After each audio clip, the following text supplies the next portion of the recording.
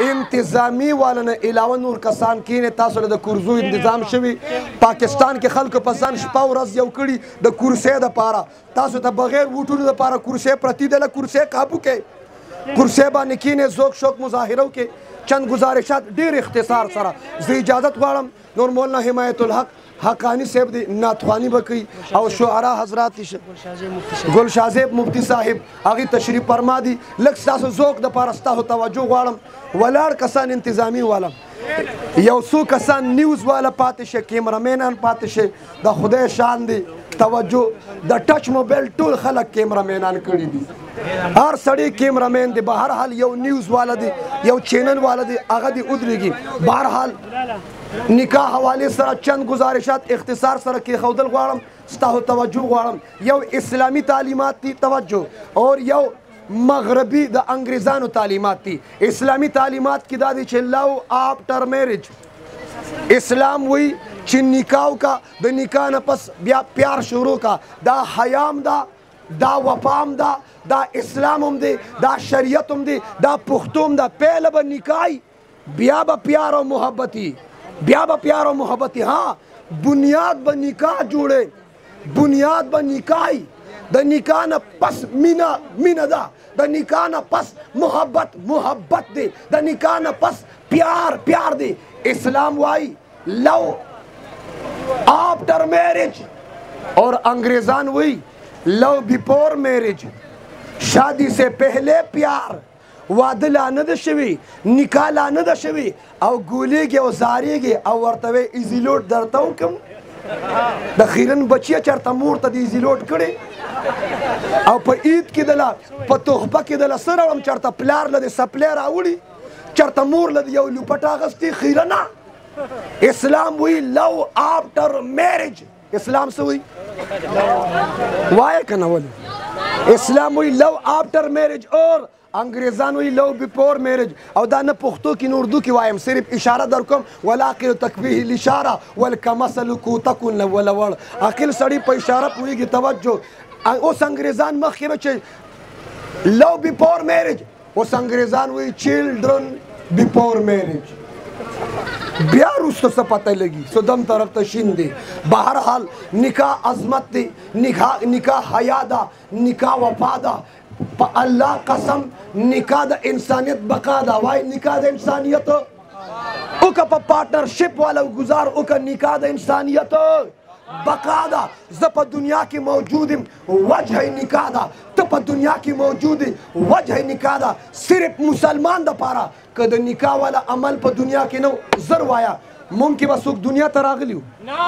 مخونه خو زه راغلي به وو لږې خبرې کوه راغلي به وو نو د انسانیت بقا نکاح ده وایي د انسانیت بقا نکاح ده اور بیا نکاح عظمت وګوره د ما په رمضان کې بیان کو ما د قرآن په تلاوت سره اجر زیاتیږي ها د قرآن په تلاوت سره اجر زیاتیږي اور په رمضان کې اجر زیاتیږي ها پیغمبر او فرمایل لا اقول الف لام میم حرف ولكن الف حرف واللام حرف والمیم حرف د قرآن په تلاوت سره اجر زیاتیږي په رمضان المبارک کې اجر زیاتیږي نفل فرضو کې یو فرض او یو فرضو کې بدلیږي اور په نکاح سره اجر زیاتیږي د ناواده کړي د غیر شادي شده ناواده کړي غیر شادي شده او یا رکعت مونځ او د واده کړي دو رکعته مونځ د دې ناواده کړي او یا رکعته مونځ د دې واده کړي د دو رکعته نفل مقابله نشي کولی هسې نه چې بیا صرف دو رکعته کې توجه دا غیر شادي شده دی چې او یا رکعته مونځونه وکړي څومره ځان لړه وباسه دی چې دو رکعته وکړي د شادي شده د دوو رکعتو نفل مقابله دا غیر شادي شده او یا رکعت ول نشو چای وجه څه ده ما یې ځکه چې کله د نکاح نه وه کړې نه دته حقوق الله متوجه اور توجه کله چې نکاح وکړه نو ذمواري ډبل شوه حقوق الله سری حقوق العباد ورته متوجه شو ها چې کله ذمواري ډبل شوه الله ورته اجر او ثواب هم ډبل کړ الله ورته اجر زیات کړ لہذا خو که د 2 په ځای 4 کې نو ثواب د نور هم سیوا کېږي 70 کې بیا ضرب ورکو په برازه دې وجه نه نکاح کې خیر دی نکاح کې سکون دی نکاح کې مزه ده وایي په نکاح کې خوشحالي ده په نکاح کې نه ده ته وګورې ولې خوشحاله نه دی په نکاح کې خوشحالي ده او بیا نکاح وګوره څه عظمت ورکوي د پیله اوس نکاح دی اوس زلمې نکاح واده لږه موده پس الله تعالی اولاد ورکي رب کائنات دی زموږ ستاسو د ټولو په دعا سره د دپاره دا خوشحالي د ډېرو خوشحالو سبب ذریعه وګرځوي توجه الله چې اولاد ورکړي د سړي نه پلار جوړ شي میرے زما نبي وفرمیل د پلار په رضا کې د رب رضا ده زنانه نه مور جوړه شي زما نبي وفرمیل د مور د قدمونو لاندې جنت دی دا د نکاح عظمت دی توجه او چې کوم اولاد درته میلو شو نو د اولاد خپل خوشبوي د دې ماشوم بچي خپل سمیلي ها د ماشوم په بدن کې خوشبوي دا خوشبو پلار محسوسي مور محسوسي نیا محسوسي ها ستا د بچي نه چې کومه خوشبو پورته کېږي دا خوشبو د خیبر پختونخوا خوشبو نه ده دا خوشبو د پاکستان خوشبو نه ده دا خوشبو د جنوبي ایشیا خوشبو نه ده دا خوشبو د ایشیا خوشبو نه ده دا خوشبو د دنیا خوشبو نه ده زما نبي وفرمیل ریح الولد ریح الجنه ستا د بچي خوشبو د جنت خوشبو ده سبحان الله ستا د بچي خوشبو د جنت خوشبو ده دا د نکاح عظمت دی په نکاح کې خیر دی په نکاح کې سکون دی اور قرآن په 3 موقعو کې د سکون ذکر کړي 100 موقعو کې نمبر 1 الا بذکر الله تطمئن القلوب دا الله په ذکر کې سکون دی دویم دا شپه چې راخوره شي وجعل الليل سکنا ستا په شپه کې سکوني